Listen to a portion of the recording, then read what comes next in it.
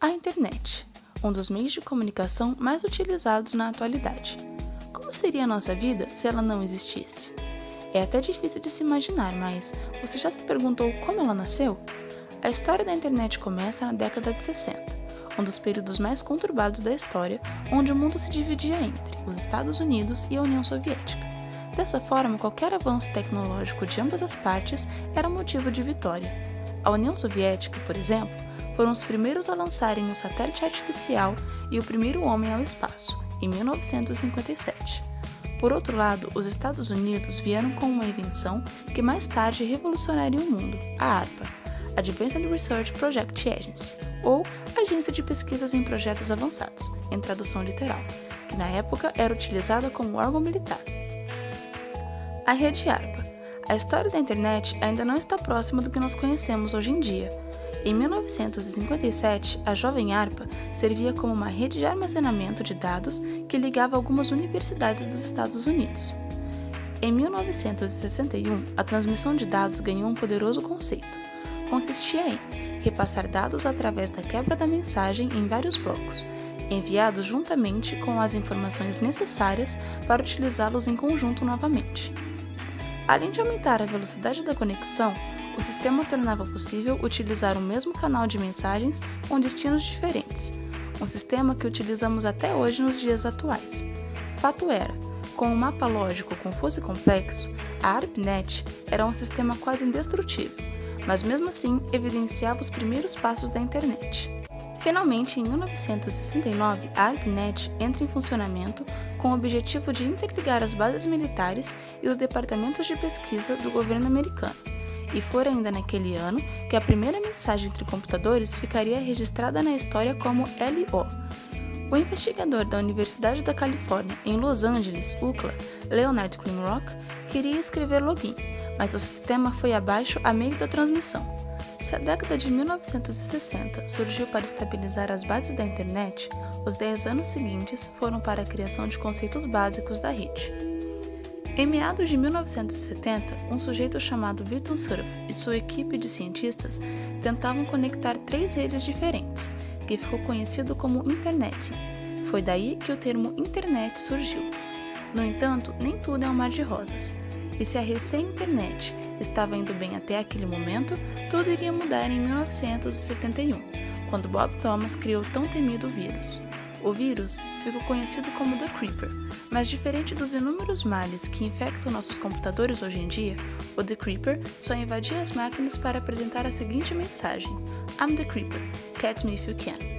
Ainda neste ano, o tão conhecido arroba surgiu como forma de separar o nome do usuário e seu servidor, método utilizado até nos dias atuais. Deixando os pontos negativos de lado, em 1973, a internet dava grandes passos, grandes até demais.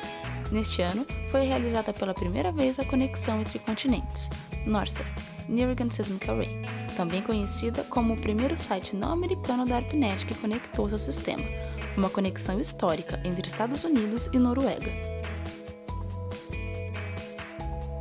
Mas de todas as evoluções que a internet sofreu durante este período, a mais notável, sem dúvidas, foi a acontecida em 1977, com a criação do TCP/IP, Transmission Control Protocol Internet Protocol, que nada mais era do que um protocolo padrão para a transmissão de dados por sinal, que ainda é usado nos dias de hoje.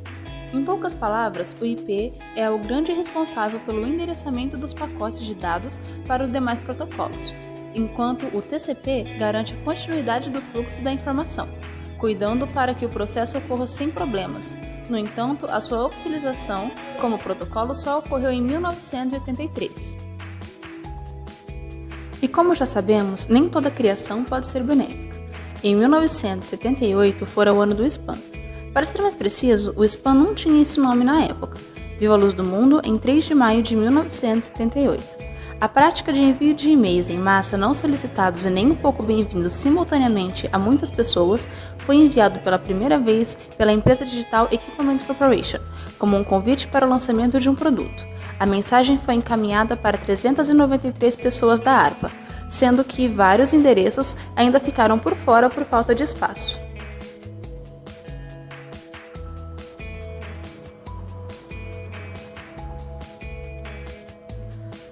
Com o advento de e-mails e mensagens virtuais em 1979, os tão aclamados emoticons surgiram, claro que não como conhecemos hoje. Naquele ano, em busca de ironizar uma de suas mensagens, Kevin McKinsey utilizou alguns que ficaram mais ou menos assim. Ainda em 79, Tom Truscott e Jim Ellis tiveram a brilhante ideia de interligar computadores em uma rede de notícias. Agora a internet começa a se tornar interessante a todos. Enfim, chegamos na última etapa da nossa jornada. Na década de 80, as fronteiras da rede já estavam bastante expandidas e agora faltava apenas mais um passo para a invenção revolucionária chegar na mão da população. Para isso, havia surgido a ideia da criação de um computador pessoal, que fora desenvolvido em 1981 pela IBM com uma parceria com a Microsoft. A nova máquina vinha com o nome IBM PC 5150 e seu sucesso era inevitável. E como toda a vida, nós nascemos, crescemos e amadurecemos conforme o tempo passa. E com a ARPANET, isso não poderia ser diferente. Quando a tensão da Guerra Fria finalmente e literalmente esfriou, a ARPA perdera parte do seu lado militar.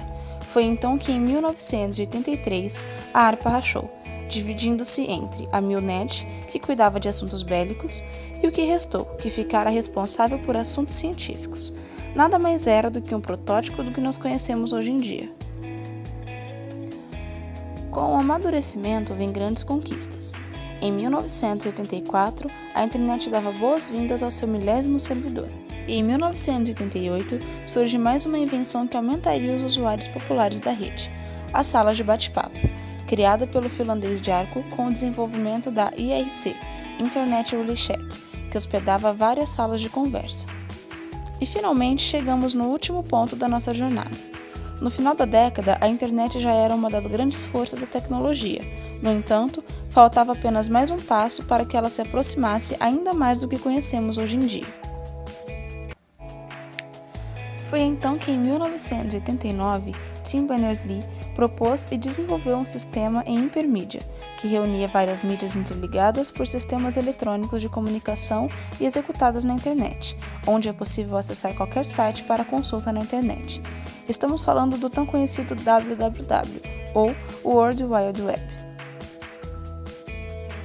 E é dessa forma que, através de questões militares, a internet caminhou, se modificou e se popularizou, mudando toda a cultura mundial e, claro, facilitando muito a nossa vida.